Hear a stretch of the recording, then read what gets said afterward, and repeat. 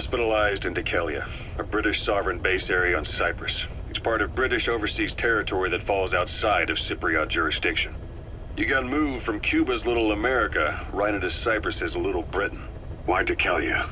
The UK and the US remain close allies. The last place Cypher would think to look for you is inside their own system. That's what kept you safe in British military hospital for 9 years. The safest place from a whale is inside its own belly.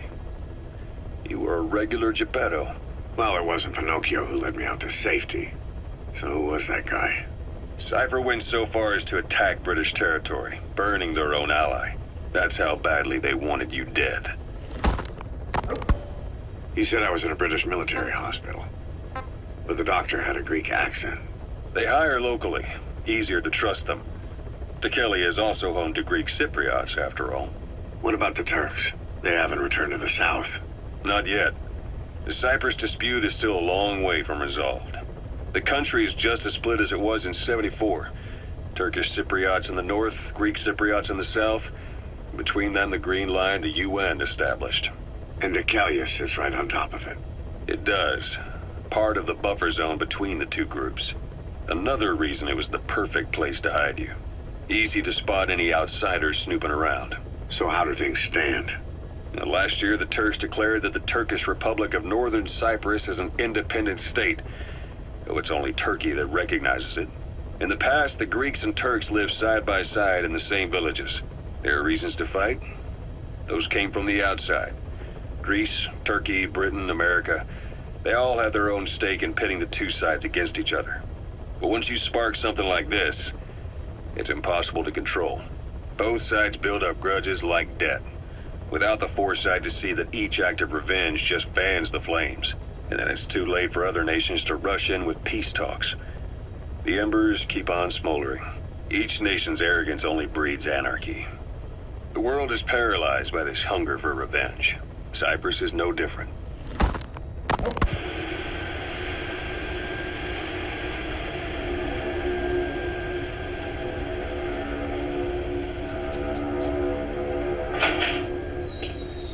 You're up. We're changing ships? We can't go sailing the Suez in a whaler. The Suez Canal. When did they reopen it? Not long after you were attacked. Once they finished sweeping it for mines after the Arab-Israeli conflict. Can you stand? We're going to transfer to a container ship for passage through the Suez. Our destination is Pakistan, Afghanistan's neighbor to the south. There, we disembark and head via Peshawar to the Zero Line, the border. We'll travel to the Khyber Pass by road. And then? We continue on horseback. Afghanistan's main roads are under Soviet control. We'll need to go around them. It'll be all narrow, winding paths through the mountains. We'll do better on horseback. It's a local guerrilla tactic. They use the higher ridges to avoid air recons. Then they charge down the mountains for ambushes. The Soviets still haven't devised a counter-strategy. Our time frame is only half as much as we really need. It's gonna be a tough march. Better horses than boats. Well, it'll make for good physiotherapy. Take the time to get used to that new arm.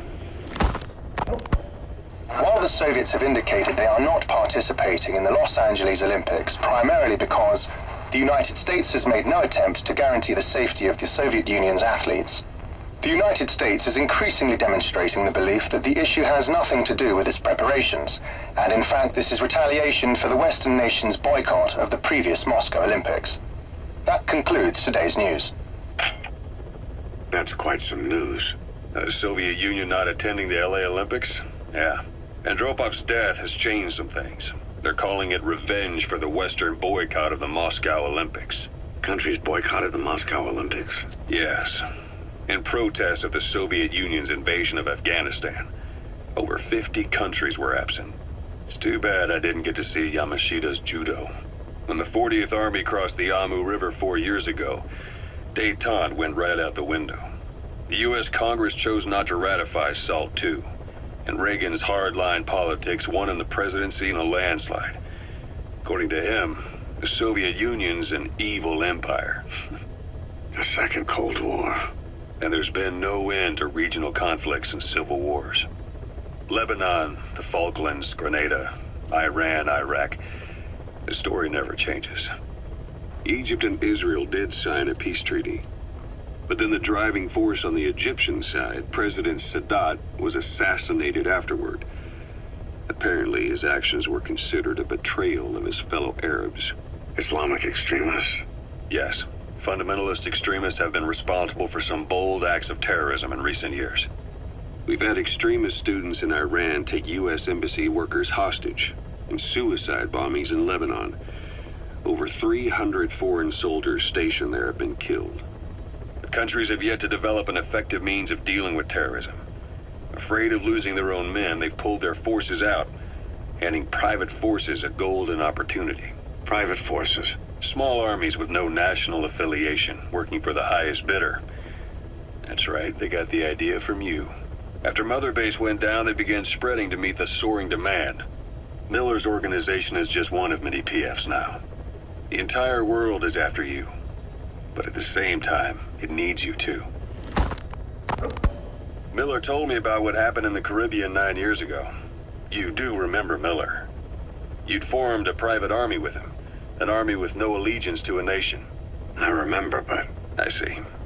You're not sure what's fact and what's a fantasy caused by the coma.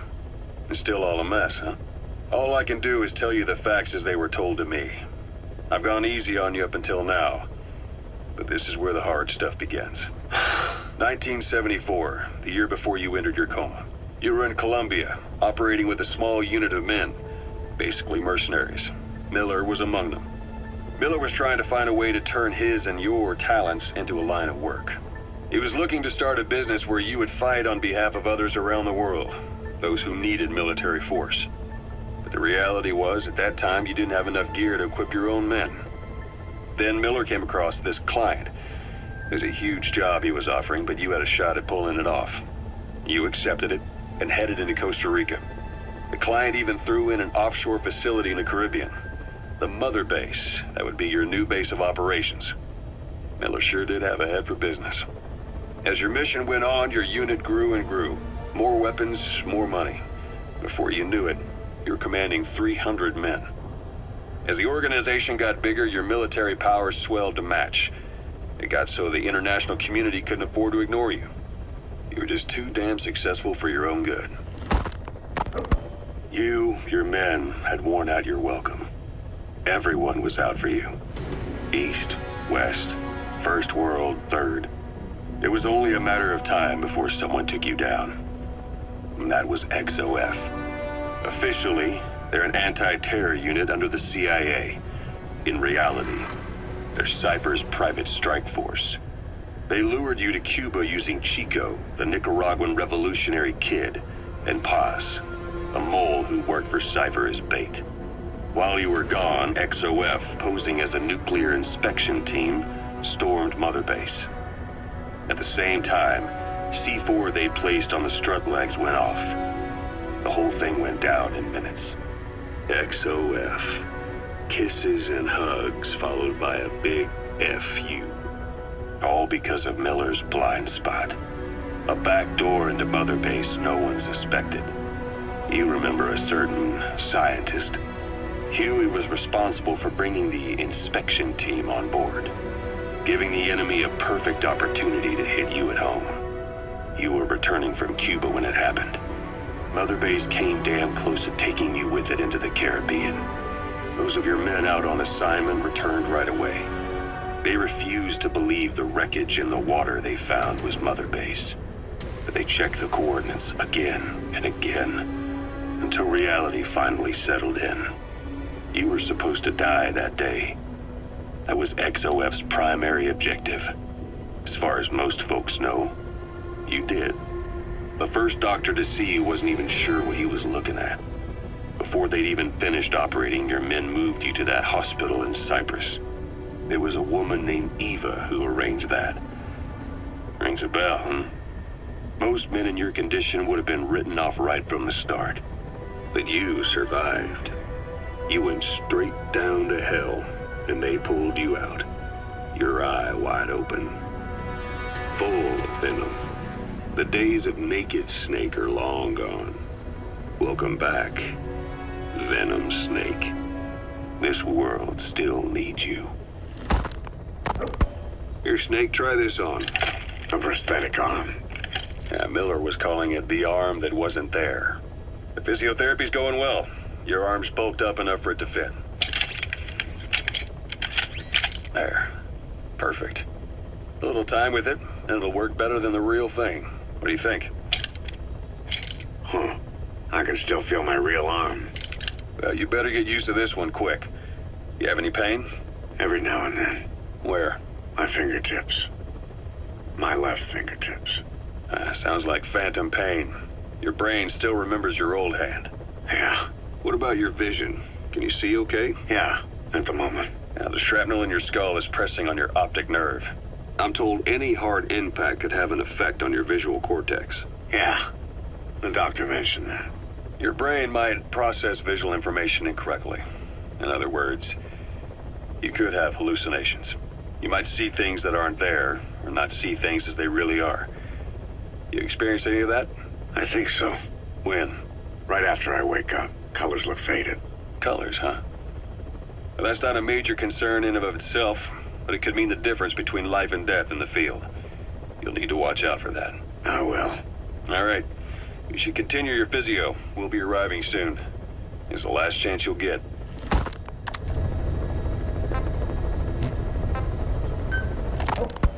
Ocelot. I hear they started calling you Shalashaska in Afghanistan. What's that about?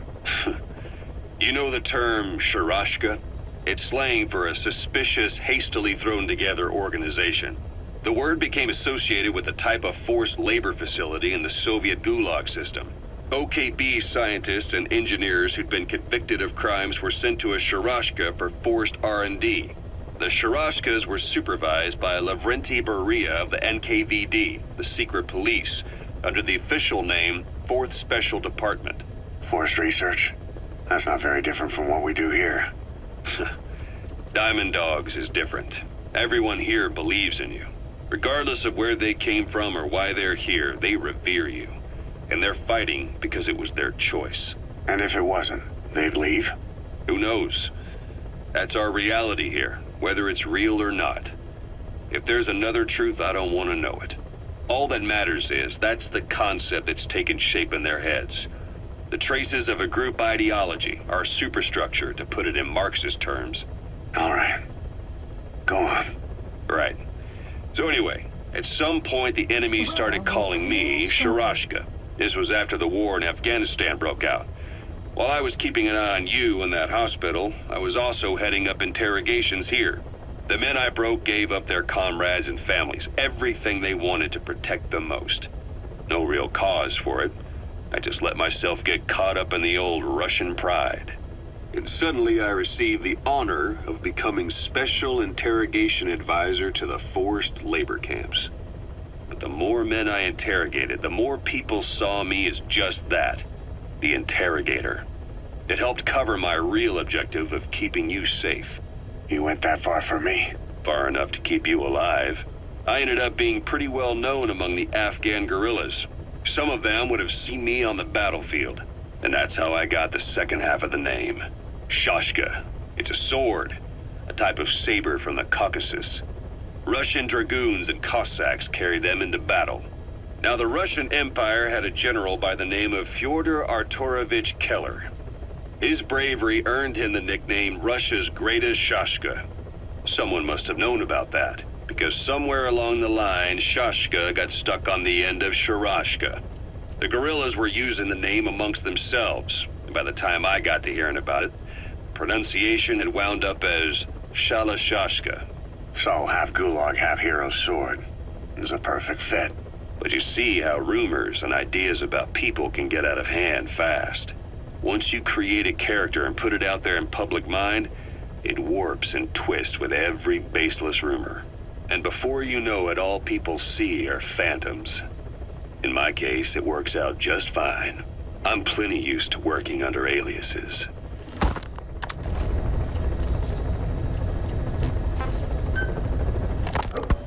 So SALT 2 still hasn't gone into effect. That treaty was drawn up to limit not just the size of the U.S. and Soviet Union's nuclear arsenals, but also their delivery systems. The whole deal. Just when we thought all those years of negotiations had paid off, somebody decides to invade Afghanistan. The timing couldn't have been worse. The president was in the middle of the SALT II talks back then. You mean while you were busy trying to stop Peace Walker? I heard. President Ford was meeting with the General Secretary in Vladivostok.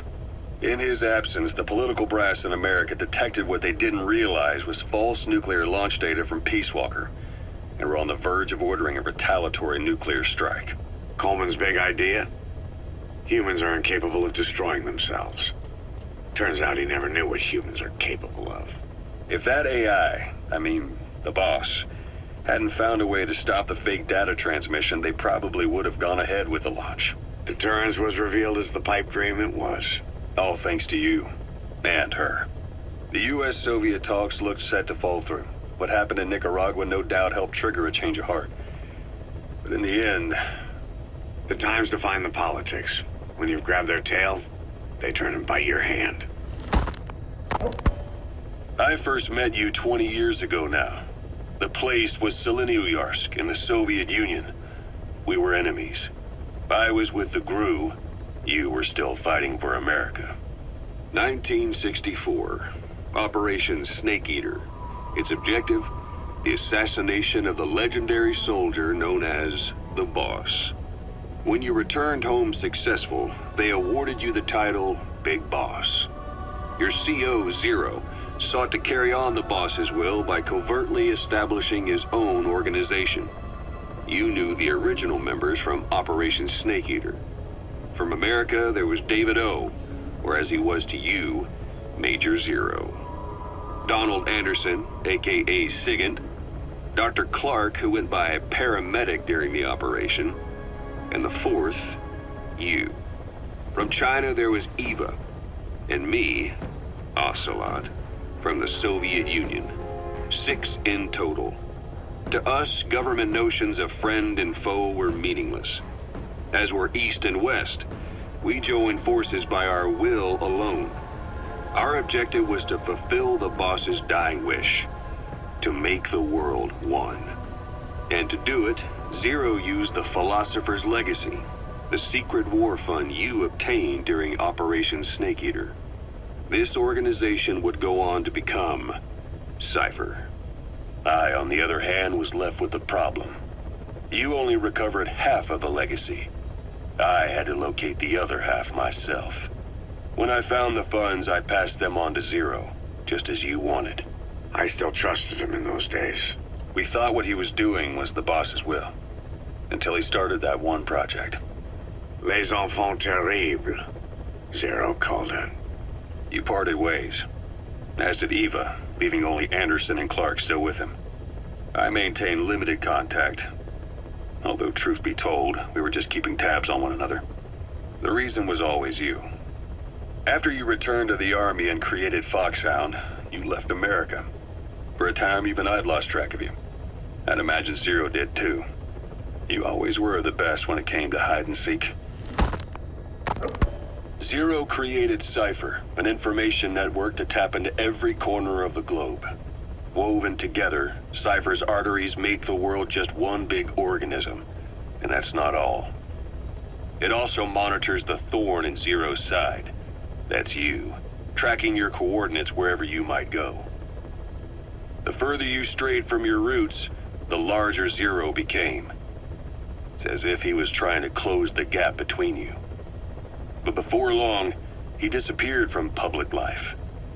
Only a few people had direct contact with him. For a time, I was one of them. Approaching. Then a year after you fell into your coma, he slipped out of sight entirely. Since then, nothing. No photos, no recordings, not even a reliable rumor as to his whereabouts. I tried every method I could think of, but Zero was gone. Freed of his control, his creation, his power continued to grow. Cypher is a great beast, and Zero was its spine. But even without him, it's endured, evolved. But now its body is rotting, riddled with parasites. Parasites like the ones who attacked you 9 years ago in the Caribbean, and then at the hospital. Cypher's Black Ops Unit, XOF. They learned where you were and came to wipe the slate clean. Christmas Eve, 1979, the Soviet Union rolled into Afghanistan. Muslims had revolted against the Soviet-friendly regime established the year before. The DRA forces could no longer contain it themselves, so the Soviets went in to intervene. The Afghan government was powerless and fraught with infighting. They lost the hearts and minds of the people, and that alarmed the Soviet leadership. With the Islamic Revolution happening in Iran, the Soviets felt they had to act fast or risk the spread of Islamic revivalism. A superpower, sending a motorized rifle division against men on horseback with antique rifles. Everyone thought it'd be over in an instant, only it wasn't. Some Muslims made their fight a jihad, a holy war, and began a guerrilla campaign on all fronts. A war of attrition. These fighters call themselves Mujahideen. They're being supported by the West through Pakistan. That's why Miller was involved. He was training them near the Zero Line, sponsored by the CIA. The war has become a nightmare for the Soviet troops stationed here. They thought they'd be headed home in 6 months at the most. Then a year passed. 2 years. Now here we are 4 years on with no exit in sight. Afghanistan has become the Soviet Union's Vietnam. The Soviet troops on the ground want to go home, but at least they have homes to go back to. The Afghans have lost theirs. The Soviets destroy the kishlaks, villages, wherever they can. They burn down homes and fields, fill in wells, turn pastures into minefields. It's created a mass of refugees who fled to Pakistan. If the Mujahideen are fish swimming around the villages, the Soviets will go so far as to dry out their ocean. But this has had a big price. There's bitter resentment among the Afghans, and they're taking out their anger on the soldiers on the front lines. Among the Mujahideen are the Pashtun people. They're fiercely devoted to their code of Badal, or revenge. Soviets they've captured have had their hands, feet, and noses cut off before being left to die at the side of the road, just to show their comrades what they're capable of. Friendlies who come across them can do nothing but put them out of their misery. Then they burn down another village in retaliation, and the cycle of vengeance goes on.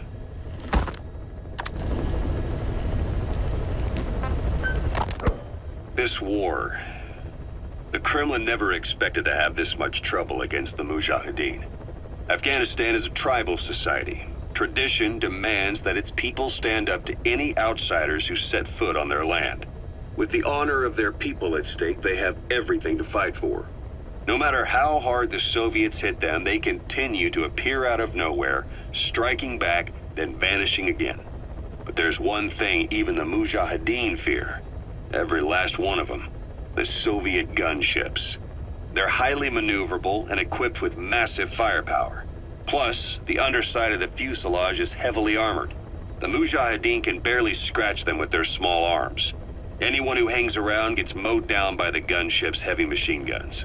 This new honeybee weapon that was given to the Hamid fighters, it's no doubt something to help them strike back against the gunships, which makes it a weapon that could change the course of the war. Those guerrilla fighters known as Mujahideen don't actually belong to a single organization. Afghanistan is a multi-ethnic country. You've got the Pashtuns, the Tajiks, Uzbeks, Hazaras, and each of them is split into their own tribes, large and small. Each ethnicity has several rebel organizations that their various tribes gather under.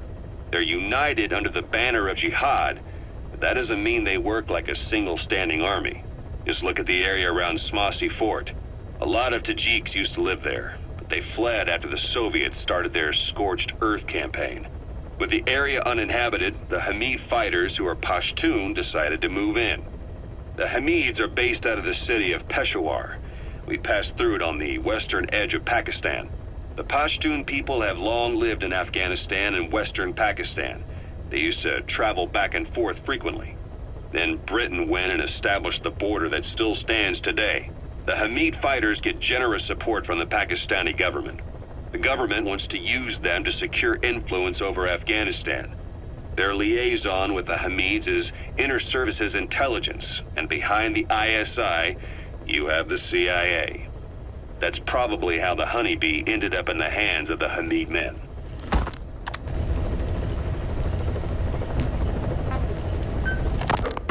I had the R&D team analyze the honeybee. How? The CIA wanted it with everything intact. They took it apart to look at it. Then they put it back together. Everything intact. That's the R&D boys, all right. Turns out the honeybee's homing capabilities are a cut above previous manpads. It can detect a broad range of infrared wavelengths, and even ultraviolet for supplementary guidance. Hence the name, huh? Right. Honeybees rely on UV light to fly. With this device, flares don't do the target any good. That's why the Soviets are losing so many gunships. And why the CIA was so desperate to get it back. It wasn't just about preventing the Soviets from devising countermeasures. What if the likes of Iran got their hands on it? American aircraft would be put at risk too. We can use this tech to develop our own portable missile. That'll give us a huge advantage. It'll take a little time before the analysis results can be applied to actual implementation. But we'll keep moving with the research.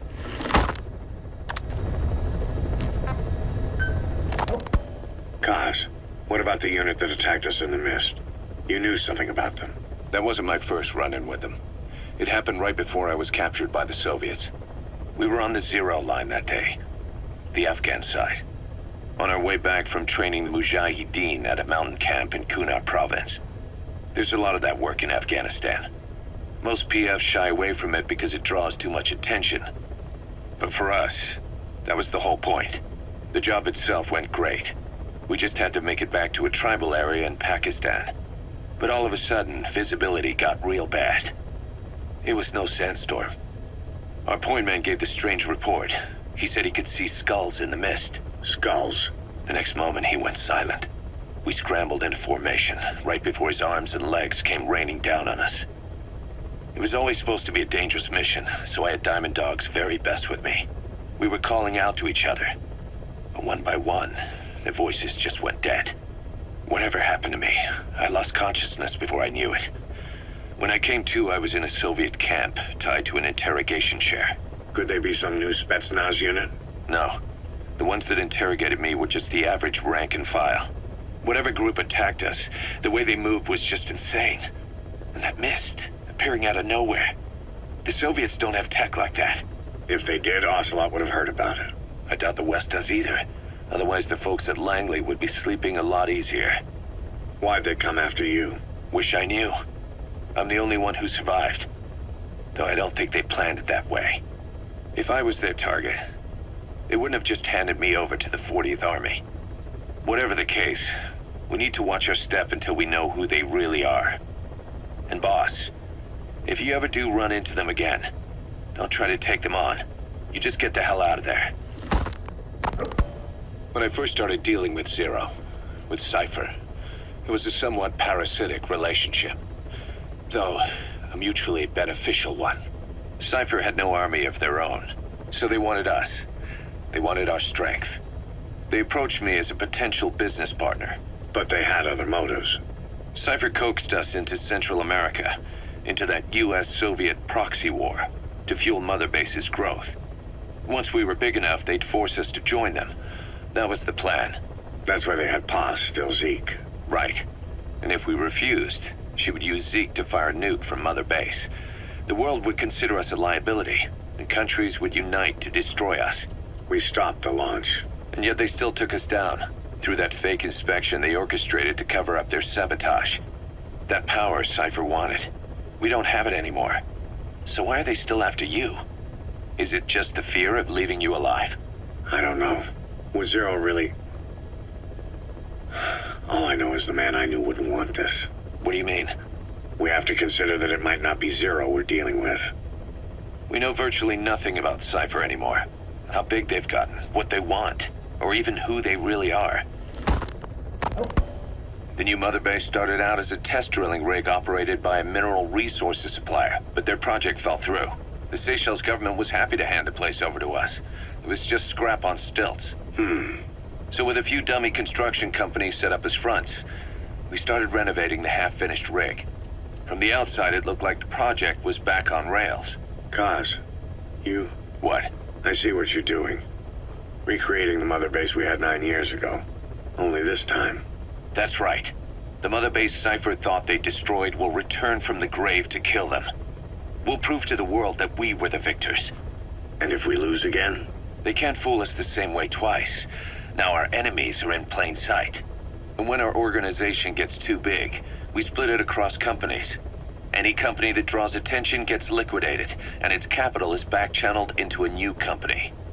Most PFs are small-time operations anyway. And in this business, the minnows go bankrupt all the time. We've never aroused suspicion. Plus, we have Hewick. Hewick? Human Exploitation Company. It's a business specializing in intel gathering. Think of it as a civilian intelligence agency. Kaz, that's... Remember what they were trying to accomplish at the prison facility in Cuba? That gave me the idea. We dispatch moles into conflict zones around the world, and each sets up an intel network on site.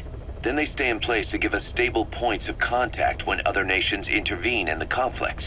Hewick's strength is that it has a cutout at each level. You get your job from one guy, then you hand it off to another. No one has direct access. It's a perfect black box. Hewick members also work their way into the superpowers intelligence agencies to make sure Diamond Dogs gets work. We have those countries by the balls. That's our deterrent when we need it. Networking? In the intelligence community? Sure, that's how we've grown this far. And when you go out on missions, intel from Hewick will be there to back you up. But despite all that, Cypher has its eyes on us. The only reason I'm not dead is that they needed to know where you were. Figured if you woke up, I'd go straight to you. That's why you made that ruckus at the zero line. Yeah, to make their own surveillance work against them. I think it took some of the heat off Cyprus. Kaz. Then I just had to wait for you to save me. And I've gotten used to waiting. Kaz. That's not all. It was a good chance to scout the market. And with the West wanting the Soviets out of Afghanistan, their agencies are bursting at the seams with funding. Boss, let's start by building up our Afghan presence. Why put Mother Base in the Seychelles? We're at the center of the world here. We're all the way out in the Indian Ocean. Come on. Lebanon, Sri Lanka, East Timor, and Africa. From here, our reach extends to conflict zones the world over, including Afghanistan, of course. So it's prime real estate for a mercenary. Exactly. Latin America isn't as close as I'd like, but we have Amanda and her people to help in that department. And besides, the Seychelles government owes us a favor. Owes us? The Seychelles has strong ties to the east, which the West wanted to shake up. It came to a head 3 years ago, in an attempted coup. It was a force of South African mercenaries, with U.S. backing behind the scenes. They were only platoon size. But South Africa is home to some heavy PFs. Too much for the Seychelles to handle. In the end, they accepted help from the Tanzanian army, and quelled the coup. We set up the deal and handled on-site tactical instruction. That led to some training work for the Seychelles military. And when we put down a mutiny within their forces, well, we made a lot of people happy. They don't pay us. They just let us have a piece of their offshore territory on the promise we'll come running if something else happens. So we're bodyguards, too. It's a good setup. We can only take Mother Base so far here. We'll have to find somewhere else when this place starts getting big. Aren't you being a little hasty? Nothing hasty about it. You're back with us now. So, Kaz, the ship that took us from Cyprus, it used to be a whaler. Yeah, a Japanese vessel. How was the voyage? It was... stimulating. Well, she was part of a whaling fleet up until a few years ago. Her displacement isn't anything to write home about, but she can really move. She still had plenty of life left in her, but then the work dried up. Global opposition to whaling has been mounting for years. Is that right? The push to ban it has been gaining traction for a little over a decade. Individual species came under protection as the years went on. And then 2 years ago, the IWC adopted a moratorium on commercial whaling. Several countries, including Japan, fought it to the bitter end. But eventually, most whaling companies had no choice but to throw in the towel. You ever tried whale snake? Can't say that I have. When I was a kid in Japan, practically everybody ate it. That good, huh? The country was poor in those days, and whale was cheap. International opinions changed since then. In any case, that's why we were able to get a bargain price on the ship. Of course, we did end up spending 5 times the purchase price in modifications. We had to really work to fit in all the ESM and communications gear while keeping the whaler look intact. Right now she's going around conducting SIGINT missions. In the future, we plan to use her as a communications relay base between you and Mother Base, and also as a chopper resupply vessel. Diamond docks. The word diamond originally comes from the Greek adamas. It means indomitable, unyielding. Other words for the stones often mean eternal bond, fortitude, or purity. The same is true of the Star of Bethlehem flowers you laid on the boss's grave.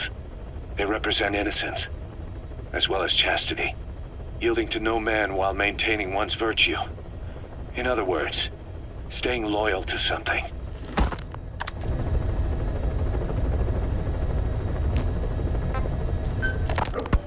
Ocelot said the number of private forces is increasing, and they've modeled themselves after us. They're a far cry from the likes of us. But why? 9 years ago we made enemies of the world as a nuclear-equipped force, independent of ideology or state. Yes. Sooner or later, the real UN would have stepped in. So why are they giving these PFs free rein? That's our fault, too. What do you mean? What happened 9 years ago was a real problem for a lot of people. An organization as big as ours, with our facilities, was wiped off the map. Not an easy thing to hide.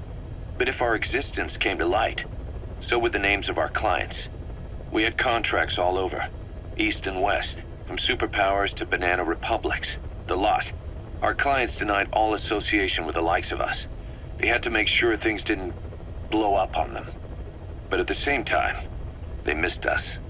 They really missed us. The demand for armies for hire was as strong as ever. The international community turned a blind eye to what happened to us, despite still needing people who could do our jobs. History couldn't afford to lose us. As soon as we were gone, they needed a replacement. So private forces spread everywhere. And they're all just a phone call away. But still. I know.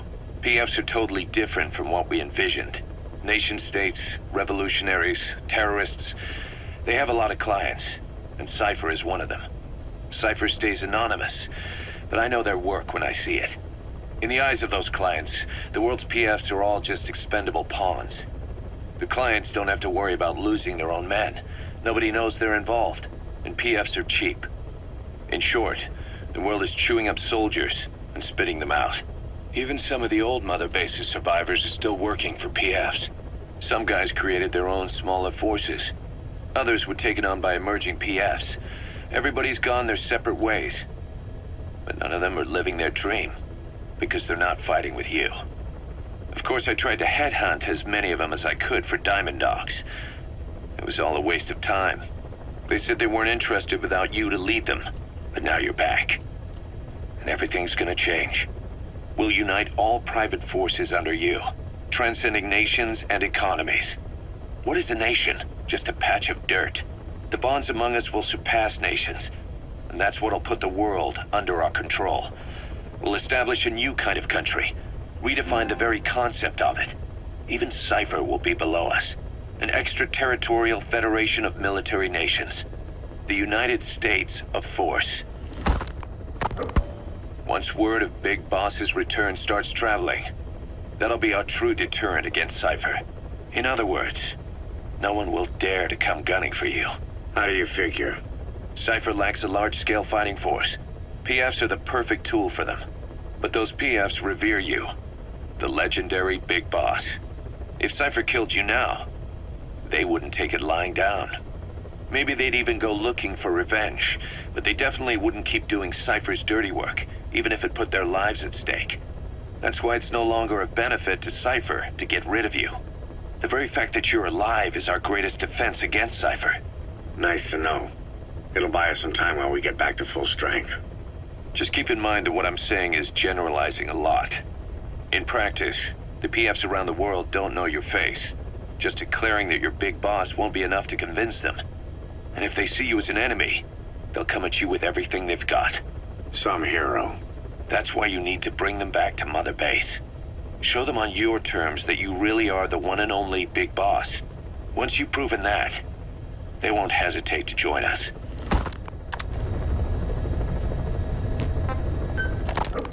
We were lucky to get our hands on that cyborg arm developer. There's no one in Diamond Dogs who can so much as maintain that thing. Bionic arm, not cyborg, if you go by what he calls it. But you're right, the East is light years ahead in bionics. They can even detect through the skin the slight electrical signals from the brain that order muscles to move. The Soviet Union completed their first bionic arm capable of doing that back in the 60s. Although I guess that news didn't really reach the West. No kidding. Zadorov's was the only one I ever saw. Quite a shock to see it for the first time. And it was no mean feat to get hold of Snake's arm. I couldn't get one for you at the time, but you know, now... Forget it. I've no intention of relying on bionics. Right now I need to keep the pain fresh in my mind. Well, it's your decision. But don't you find it... inconvenient? Not a bit. But the phantom pain... it never lets up. Do you know how many men I saw die that day? There's nothing we can do to bring them back. And you expect me to care about getting a measly arm and leg back? Sorry. But my pain belongs to all our dead comrades. I'll keep living with it for their sake. It'll guide me straight and true until I've gotten them the vengeance they deserve.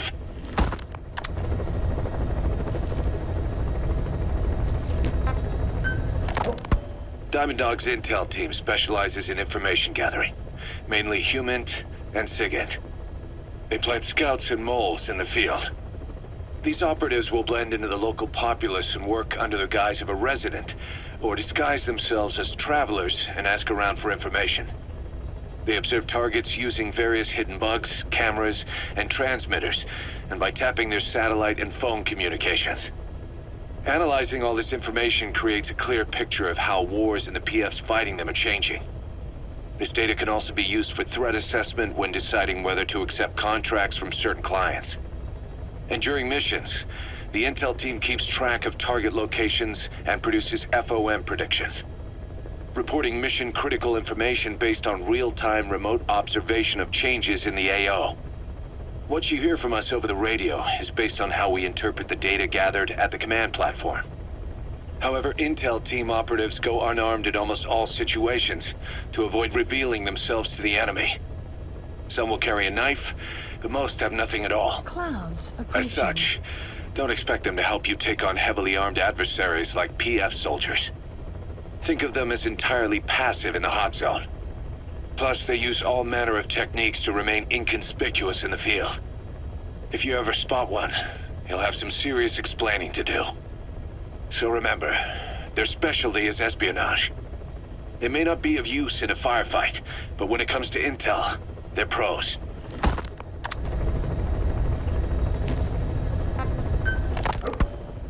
DD makes a pretty good partner, huh, boss? Too early to say. Yeah? Just seeing him come back makes me real proud. What breed is he? He's not a husky. You're right. Siberian Husky is a cross between a Spitz-type dog and a wolf. I think DD might have some wolf blood in him, too. He isn't just smart. He's also shown remarkable judgment.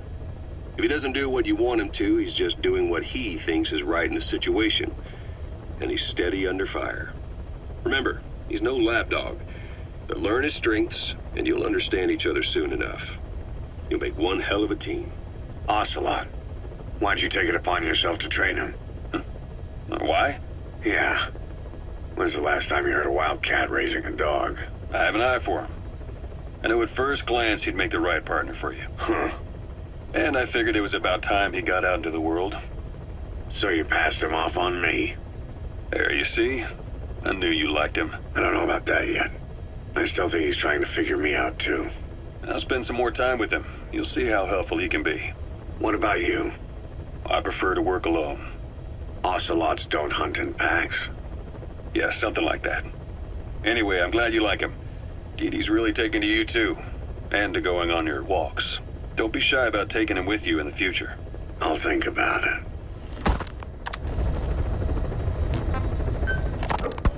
Look closely. Those are the symptoms of the infection on Mother Base. The blisters on the body were full of tiny worms. Parasite larvae, most likely. But we couldn't find any adults. It doesn't seem to mature in the body, like a spargatum. We don't know the root of infection, or what causes symptoms to develop.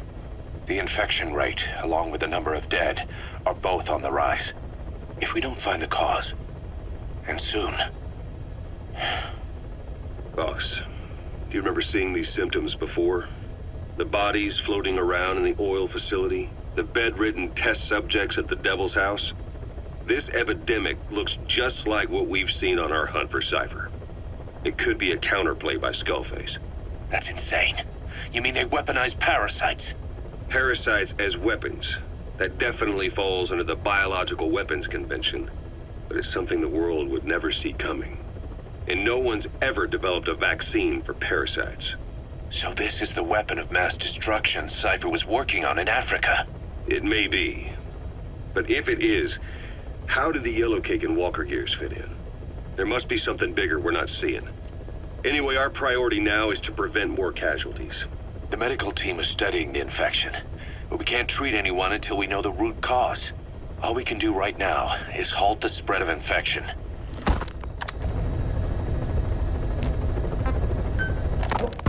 Remember before, boss? When Quiet attacked one of our guys on Mother Base, stuck a knife in his mouth. He's one of the very few soldiers who've had contact with her recently. Close contact. I don't think it's a coincidence that he was among those who became symptomatic pretty early on in this epidemic. Saliva and blood spatter, an open wound, mucosal infection. Whatever is causing this got inside him then. Miller, that is a baseless accusation. The source of the infection is Quiet. Everyone suspects her. We don't know that. And we've come across these symptoms before. The bodies in the water at the oil field facility, those sick people in the beds at the Devil's House. They're identical to what we've seen while we've been after Cypher. The infection could have come from elsewhere. But at the very least, she does know something. It's not like she's gonna talk. No, not through words anyway. But what about her actions? Quiet held a knife to that soldier back then, before he became symptomatic. There must have been a reason for that. A reason for shoving a knife down the throat of one of our men. What if she's capable of identifying who's infected? What if she was trying to stop the infection but couldn't communicate that to us? The answer to that, the source of the infection, might be in the mouths of the infected. You think there's some kind of clue in their mouths? I don't know. But maybe there's something about the mouths of those who become symptomatic, something in common. Something their mouths have in common. Forget it. We can't trust her. Even if she can spot the infected, I don't want her help. I understand how you feel.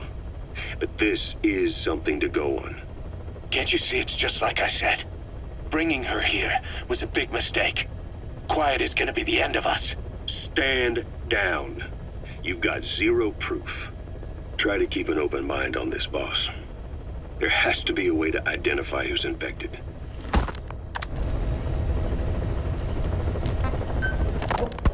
Snake, do you remember Amanda? Yeah, I do. Their revolution was a success. Somoza resigned, and Nicaragua has a new government. Amanda's really working hard for her country to be reborn. Good for them. She says she wishes Chico could be there. That revolution was the dream. For Amanda, for Chico, and their father. That chopper was no place for Chico to die. I'd like to at least think history will remember his part in the revolution. When you pick up a gun, there's always a chance you'll die for nothing. He knew that as well as the rest. Now that he's gone, it's up to the rest of us to decide what it was all worth. If we don't, there's nothing to prove that Chico ever lived at all. We're his mark on the world. Amanda told us that Strangelove contacted her after the revolutionaries came to power in Nicaragua. Strangelove, the AI researcher from Mother Base? I remember her. We'd lost touch with her, till Amanda heard from her out of the blue. She told Amanda she wanted to salvage Peace Walker's drive parts, or something from the bottom of Lake Nicaragua. Amanda passed the request on to her friends in the new administration. She's a national hero now, after all. So Strangelove got a Soviet military aircraft to transport something to somewhere. But apparently the cargo wasn't big enough to have been Peace Walker itself. So what was it? Who knows? We recovered Peace Walker's nuclear warhead ourselves 9 years ago. What could Strangelove have been after? Amanda said she didn't mention what her reason was or where she was headed. Nicaragua is a socialist state now. And with Amanda vouching for her, the government didn't feel the need to concern itself with the details. All Strangelove told Amanda was that she was going to continue her research, and that the rest was a secret. Right before the attack, Huey was in the control tower to prepare for the inspectors. He was with them when it all went down. The control tower collapsed with the rest of it strut. His body was never recovered, but he was the one who met the inspection party when they arrived. And he was the one who showed the nuclear inspectors to the tower. You remember the way it went. First he recommends we agree to the inspection, then he gives them the okay without our permission, all the time acting as if he was doing us a favor. On top of that, he even had the guards disarmed that day. It would send the wrong message, he said. Whatever the angle, it all leads back to Huey. I curse my own stupidity for not realizing sooner. Huey escaped with that unit by chopper. I've been hunting him for 9 long years. The other reason I was operating around Afghanistan was to dig up his location. Huey's in Afghanistan? Yes, and I have a good idea where. Now we just wait for the right moment. This time, we'll be the ones using him. He's going to tell us who our guests really were that used a fake nuclear inspection to blast our home into the ocean.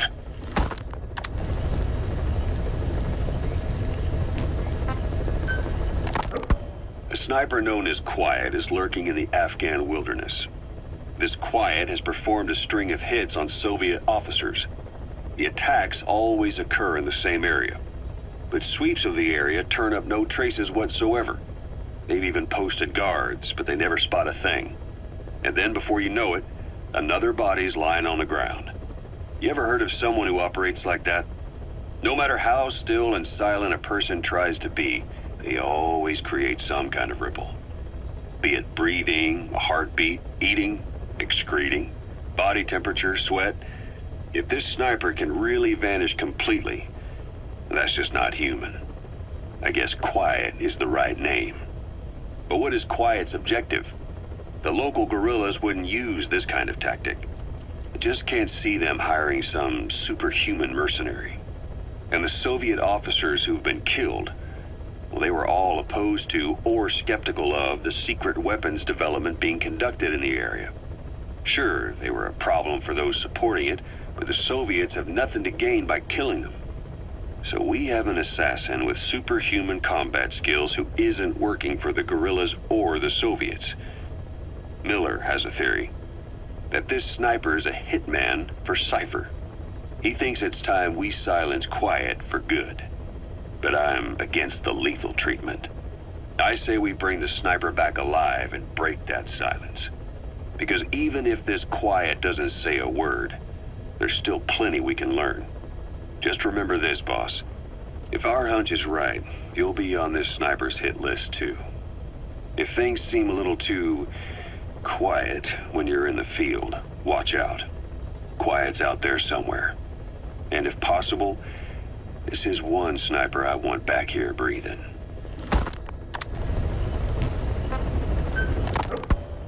When Quiet first came here, she demonstrated her marksmanship against that enemy fighter plane.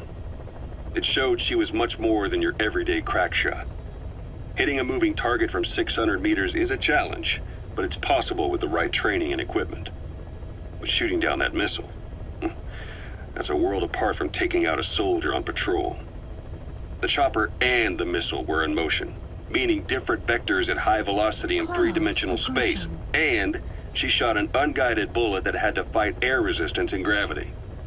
All that while the chopper was taking evasive maneuvers. Some of the best target leading I've ever known. She has a superhuman sense of spatial awareness. You put her in a fighter jet, and she'd be an ace right off the bat. Hell, your judgment was top class too. Realizing she could take out that pilot, that's quick thinking. You and Quiet could make a hell of a team. You'd be damn near unstoppable. Quiet is still in her cell, Only a few staff are authorized to go near her. She hasn't tried anything funny, but that's what bothers me most. In particular? What does she have to gain by coming to Mother Base? I first thought she was under orders from Cypher to take you out. She didn't manage it in Afghanistan, so round 2 happens here. So I lighten the guard. And that lock on her door is a joke. You gave her an opening. And? Well, she hasn't killed you yet. And I hate to say it, but she's had plenty of chances. You made me the bait. Poisonous bait. What better? Anyway, she didn't bite. Quiet is keeping her silence. So I'm left with no idea again what she's doing here. We tried communicating with her through writing. That didn't work either. Whether she's illiterate, dyslexic, or just plain stubborn, she won't cooperate. I just don't get it. If she tried to contact the outside, it'd be picked up by our counterintelligence net, but it's clean. There's no sign she's had contact with the staff, the base facilities, nothing. She's almost got the men wanting her to try something, just to find out what she's up to. And she's in there putting on the failed soldier look, all downcast eyes and defeated sighs. But she doesn't kill herself. She can't be trying to leave Cypher and surrender to us. So what's the verdict? This may sound optimistic, but here's how I see it. Quiet came here to fulfill some objective. To kill you, maybe to destroy Diamond Dogs. Whatever it was, before she could do it, something changed her mind. Yes. When I look at her, I sense hesitation. You think she'd betray Cypher? Can't say for sure. I prefer the ones that talk. Anyway, we'll keep her under watch. And we're also looking into those special abilities of hers. You'll be the first to know if something comes up. Why not look in on her yourself once in a while? Right. Boss, Quiet still hasn't made any moves. It's got me thinking. What? If you took her on a mission, she might break her silence. You want to let her out? Sure. Make her no different to the others. Everyone you pick up works for themselves, right? But her... I say work with her and see what happens. I wouldn't ask this of anyone but you. On missions, I'll make sure we have someone observing from a distance, and she won't be allowed access to all of the base. As for Miller, well, sometimes it's better to ask forgiveness than permission. The best part is, hiding is her specialty. If no one sees her leave the base, the staff will be none the wiser. And if she gets away? If that happens, you'll have to take care of her. But I have faith in you, boss. I think Quiet sees something in you. It's a big risk. But it's for the good of all of us. And besides, you can't deny her talent. Her unique skills and abilities would give you a hell of an edge out there. I'll think it over.